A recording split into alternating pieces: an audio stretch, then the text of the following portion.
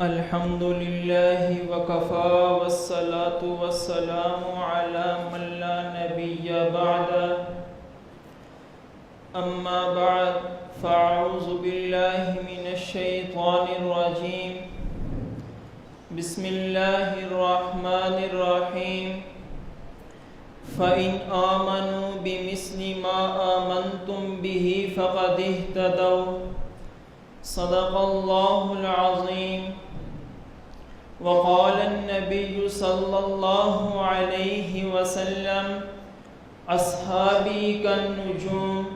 فبأيهم اقتديتم اهتديتم أو كما قال عليه الصلاة والسلام جانثاران احمد و حق کا نشان جانثاران احمد و حق کا نشان ان کی عظمت پہ قرآن گواہ ہو گیا کون سمجھے گا مقام اصحاب کا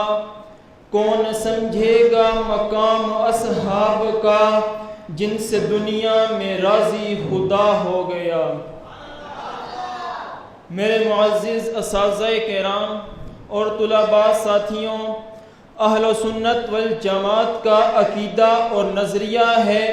تمام صحابہ کرام رضوان اللہ علیہم اجمعین معیار حق ہیں ہم ان کی عزت اور توقیر کو ضروری سمجھتے ہیں ان کے احترام کو واجب قرار دیتے ہیں سوال یہ پیدا ہوتا ہے ان کا احترام کیوں ضروری ہے اس پر میں آپ کے سامنے قرآن کی ایک آیت پیش کروں گا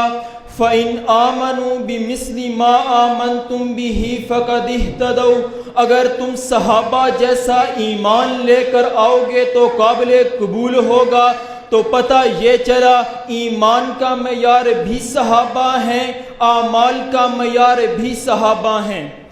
صحابہ کے معیار حق ہونے پر میرے پاس متعدد وجوہات ہیں جن میں آپ کے سامنے میں 4 وجہ پیش کروں گا نمبر 1 وہ انتخاب خداوندی ہے دنیا میں سب کا انتخاب غلط ہو سکتا ہے میرے رب کا انتخاب غلط نہیں ہو سکتا فَإِنْ آمَنُوا بِمِثْلِ مَا آمَنْتُمْ بِهِ اگر تم صحابہ جیسا ایمان لے کر آؤ گے تو قابل قبول ہوگا سوال یہ پیدا ہوتا ہے کیا کوئی شخص صحابہ کے ایمان جیسا ایمان لے کر آ سکتا ہے نہ بابا نہ کوئی شخص بھی صحابہ جیسا ایمان لے کر نہیں آ سکتا میرے پیر و مرشد متکلم اسلام اس کا بیان یوں دیتے ہیں اس کا جواب یوں دیتے ہیں یہاں پر کیفیت مراد نہیں ہے بلکہ کمیت مراد ہے کیا معنی اس کا معنی یہ ہے جن اشیاء پر صحابہ ایمان لے کر آئے ان اشیاء پر ایمان لانا ضروری ہے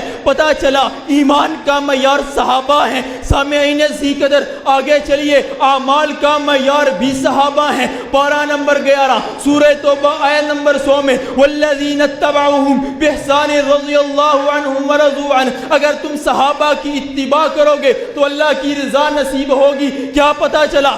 چلا ایمان کا معیار بھی صحابہ ہے میرے پاس دوسری وجہ یہ ہے وہ نسبت نبوت کے حاملین ہیں ان کو نبی کی نسبت حاصل ہوئی ہے نبی کی رفاقت اور معیت حاصل ہوئی ہے رفاقت اور معیت حاصل ہونے کی بنیاد پر ہم انہیں معیار حق قرار دیتے ہیں میرے پاس تیسری وجہ یہ ہے اللہ تعالیٰ نے قرآن میں انہیں معیار حق قرار دیا ہے میرے پاس چوتھی وجہ یہ ہے قرآن و سنت میں بے شمار دلائل اور ارشادات موجود ہیں میرے پاس فرمان مصطفیٰ بھی ہے میرے پاس فرمان خدا بھی ہے اگر تو بات فرمان خدا کی کرے گا رضی اللہ عنہم ورضوا عنہ صحابہ کے معیار حق ہونے کی دلیل ہے ان الذین سبقت لهم من الحسنى صحابہ کے معیار حق ہونے کی دلیل ہے وَكُلًّا وَعَدَ اللَّهُ الْحُسْنَى صحابہ کے معیار حق ہونے کی دلیل ہے وَالَّذِينَ اتَّبَعُوهُمْ بِإِحْسَانٍ رَضِيَ اللَّهُ عَنْهُمْ وَرَضُوا عَنْهُ صحابہ کے معیار حق ہونے کی دلیل ہے فَإِنْ آمَنُوا بِمِثْلِ مَا آمَنْتُمْ بِهِ فَقَدِ اهْتَدَوْا صحابہ کے معیار حق ہونے کی دلیل ہے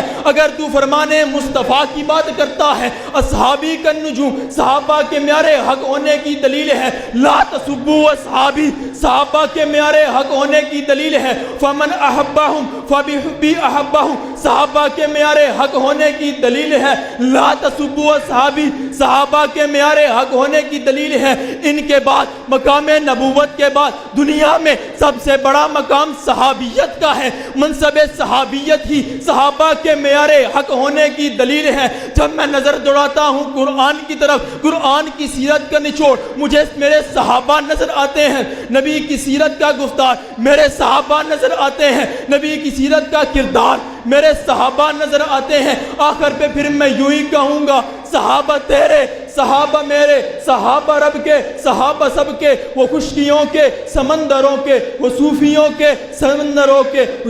صحابہ وہ انقلاب لائے، بقا کی ایسی کتاب لائے جس کا عنوان ہے دیانت، صحابہ زندہ ہے تا قیامت، صحابہ ہم کو بتا گئے ہیں، معیار اپنا بنا گئے ہیں۔